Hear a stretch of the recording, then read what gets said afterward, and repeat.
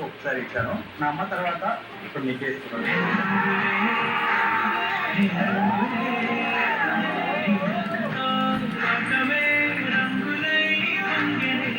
Thank you so much. Open చేయనా? Yep.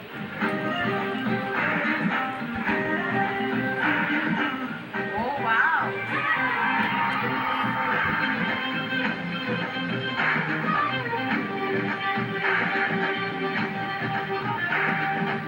Beautiful sorry.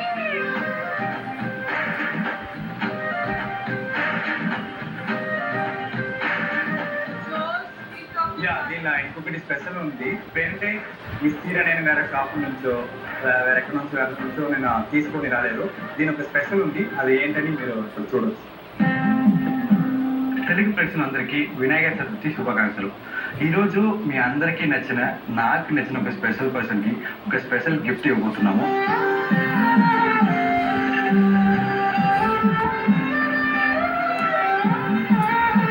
చీర ready చేయడానికి మనం ఫస్ట్ రా మెటీరియల్ రెడీ చేసుకోవాలి.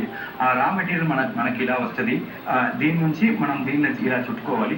ఇది చేసిన తర్వాత మనం ఆసి మిషన్ ద్వారా అక్కడ చిటికెన్ పోసి పెట్టుకోవాలి. తర్వాత మనం ఒక డిజైన్, ఏ చీర ఆ డిజైన్ ఎలా ఉండాలి అలా ఎలా పెట్టుకోవడానికి మనం ఒక గ్రాఫ్ పెట్టాలి. ఈ గ్రాఫ్ పెట్టిన తర్వాత మనం ఆసి మిషన్ లో చిటికలు పేసి పెట్టాం కదా, ఆ దారంని డైయింగ్ పంపించాలి. డైయింగ్ పంపించడానికి ముందు మనం ఏ చీర కావాలి, ఏ కలర్ చీర కావాలి అని మనం సెలెక్ట్ చేసుకొని డైయింగ్ పంపించి ఆ కలర్ డైయింగ్ చేసి వచ్చిన తర్వాత ఆ దారంని గండిగా రెడీ చేసి పెట్టుకోవాలి. ఇది చూసారా, దీని పేరు లాటనం అంటారు. నేను చిన్నప్పుడు ఇలా చేశాను. ఆఫ్టర్ లాంగ్ ఇయర్స్ ఇది చేస్తున్నాను. ఇది నాకు చేయడానికి నాకే చాలా హ్యాపీగా ఉంది. ఇవన్నీ ప్రాసెస్ అయిపోయిన తర్వాత మగ్గం దగ్గర రావాలి.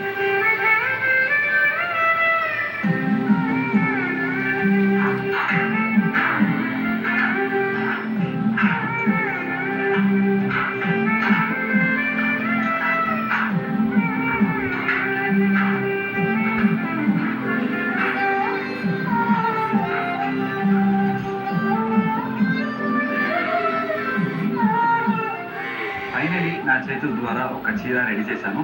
ఈ చీర డిజైన్ ఎలా ఉందో ఆమెతో పాటు ఆమె చేతుల ద్వారా మీరు చూడండి.